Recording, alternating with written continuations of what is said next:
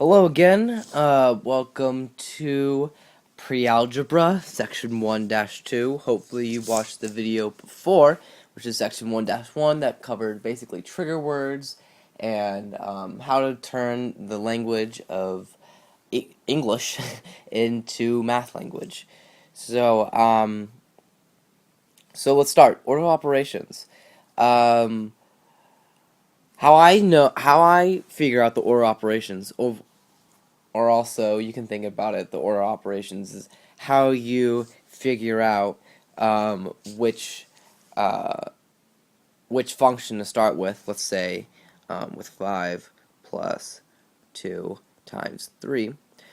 You figure out with the order of operations if you start with 5 plus 2 times 3 or 2 times 3, then add that number plus 5. So this demonstration will help you dramatically with how to figure out what to do. Alright, so let's start with PEMDAS. PEMDAS is basically an acronym that tells you the order of operations. So basically, PEMDAS stands for parentheses, which is P, E, which is exponent, M, which is multiplication, D, which is division, A, which is addition, and S, which means subtraction. So basically, it starts with the one that you have to start with. So let's say you have an equation like 5 plus, and then in this you do 2 times 3. So basically, let's say in this equation, you look at PEMDAS and you see that the P stands for parentheses, and because the P is the first letter of the acronym, you want to start with that. So you do 2 times 3, so that's 5 plus 6, so that's 11. So that's how basically how PEMDAS works. So basically, it's pretty easy to understand in simple terms, but once you go through the order of operations, get a little more tricky. And so, to help remedy this trickiness, that order of operation, what happens when you do equations with that you need to use order of operations, I came up with this list that's also in your book, which is 1. You look at the grouping or the parentheses, and I remember this because it's first the P and the PEMDAS, and then also because In and Out, when you know the restaurant In and Out, really good burgers right there, and with the parentheses you want to start with the very most inner parenthesis and then expand in that parenthesis. So you could see, let's say I see an equation 5 plus bracket 2 plus parenthesis 5 plus 3 parenthesis bracket. That kind of got cut off. Let me rewrite that. That was pretty bad. Alright, back again. Let's say if we have 2, not working, 2 plus bracket, ooh, that's not a bracket. Oh my god, you guys must be hating me right now. Bracket 2 plus parenthesis 5, or 3 times 5 parenthesis bracket. With the in and out method, you start with the innermost thing, innermost equation, which is this guy right here, this parenthesis, and then after that you're gonna do this bracket as a whole. So you do 3 times 5 and then add that number 15 plus 2, which is 17. So you do 2 plus 17, which would be 19. So I hope that makes sense. So you first start with the bracketing. Let me just bracketing, or the grouping. Remember the in and out method. Then you go multiply and divide left to right. So that means basically if you have a big equation, let me just change this back to normal. If you have a big equation like 5 times 2 divided by 11. I don't know what that is. It's some number. That's 10 divided by 11. So how I did that, I did 10 divided by 11 because you just go left to right. When it has multiplication and division, you just simply go left to right. But let's say I added a wrinkle into that. Let me just erase that. So basically, you understand that method. This is for this right here, if you didn't understand. So multiply and divide left to right. You want to do that after you do the grouping. So theoretically, this could be divided by, let's say, 5.5 times 2, which is 11, if that was in a bracket. So then let's say you had, let's make this smaller. Let's just move this over. Let's say you had 2 plus 5 divided by 3 times 2. Let's say like minus 3. What 3? What you do is that you look in there, you'd find, oh, there's no grouping, so I don't need to worry about that. But there is addition, subtraction, multiplication, and division. So what you'd want to do right here is that you look at both this right here and this right here, because these are both multiplication and division, and you do that first, and you do that left to right. So you do 5 divided by 3, and that number multiplied by 2, and then you you do the equation like normal. So now that makes sense. In that same respect, let's say we did that equation and we got some numbers. These aren't the actual answers. Let's say we got 2 plus 3. Let's say this whole bracket right here, this was equal to 3. Minus 3. You simply just add and subtract across. So you do 2 plus 3, which is 5, minus 3, which equals to 2. So that would be the answer. So with these 3 steps, you can always do order of operations easily. So hopefully this erasing gets a little difficult. But all right.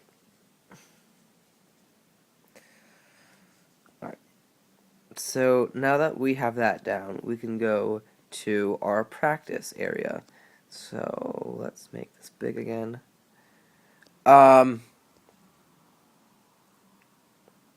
Okay, so we're going to start with number 4. And number 4 is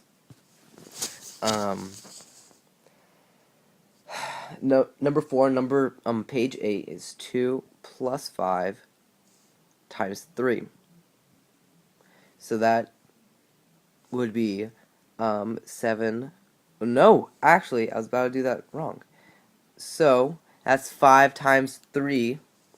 So that's 5 times 3, because I want to start with the multiplication and then go addition. So that's 2. See, everyone can make mistakes. That's 2 plus 5 times 3, which is 15. So that would be 17.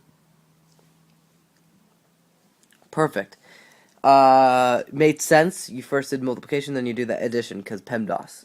Multiplication comes before addition. Number 5, same page. Number 8, 12 divided by 13, or 12 divided by 3, minus 1.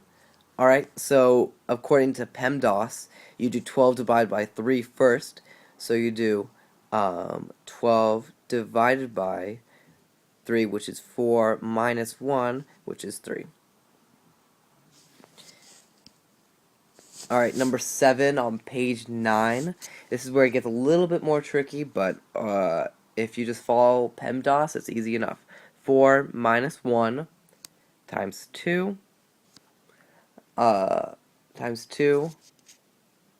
plus 6 plus, oh my god, good lord, why aren't you working? Plus 6 divided by 3. Alright, so you'd look at this, and then you'd see, oh, there's multiplication and division in this, so I normally just times bracket it, just so I can remember what I'm doing first. So I would do 4 minus 1 times 2, which is 2, plus 6 divided by 3, which is also 2, so plus 2. Then I look at it and see, oh, there's only addition and subtraction, so I just do it across. That's 4 minus 2, which is 2, plus 2, which equals 4. Alright, so hopefully this is starting to make more sense. Last one, this is the trickiest, but I feel like, according to PEMDAS, my little grouping, or numbered list, you can get it easily. So it's 2, bracket, 13, minus 4, divided by 3, end bracket. Alright, so you look at this, and according to the in and out method, we would start with 13 minus 4. So we do 2, bracket, 13 minus 4, which is 9, divided by 3, end bracket. So then, again with PEMDAS, P, which is parentheses, which also means brackets, would be 2, bracket, 9 divided by 3, which is 3. And so that's multiplication right there. So if you see a number and then a bracket and another number, that can easily just be 6. So that's your answer. So hopefully PEMDAS is easy to you now, and now we get to move on to the other sections of the section. Alright, this is finding area of irregular polygons. So normally, to find the area of something, you just do base times height. Area of like a rectangle. You do base times height. However, there's this missing area right here. This area that's not there. So if you did base times height, you wouldn't get the right area. This area isn't there.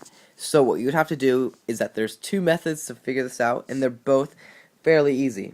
Let's start with method 1. Method 1 is, I normally do this because I've been taking the SAT, and this to me sometimes is the easiest because you just kind of look at it and you kind of see what it is. So let's get some numbers on this. So you just make it into two different boxes, and then you can just do base times height. So you'd first do the green box first, and so 3 times 4, because this is the base, this base right here, that's the base, and this is the height, so I do 3 times 4, which equals to 12. And then I would want to do the yellow box, which is 2 times, and I'm thinking about it, so what number, if you kind of have to think about it in a way that you look at this number right here, and you see that's 6, and that this number right here is 3. So what number plus 3 equals to 6? And that's 3. So you do 2 times 3, because then this would become 3. You do 2 because this is the not other number. So you do this number times this number. So you do 2 times 3, which equals to 6, and then you'd add these two together. Let me go back. So once you're done, you would add these two together, and you'd get 18. But that's not the only way to figure this out. Another method would be the method of actually doing base times height, or filling in the box, and then redoing it. So, you do base times height, and you know that's 6 times 4. Oh, wrong color. That's 6 times 4, because you see these two numbers, that's the base and that's the height. You're not worried about this red section, which equals to 24. And then what you'd think about is, right now I need to subtract this red area.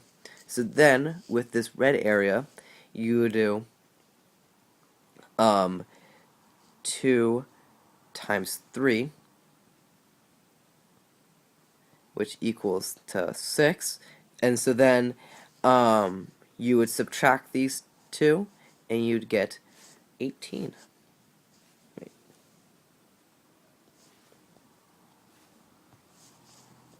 So the area of the blue area, the area of the blue shaded area is 18. So you can have two methods to find the same answer. That is all for this section. Hope you enjoyed. Come back. Hope you understood this math. Peace.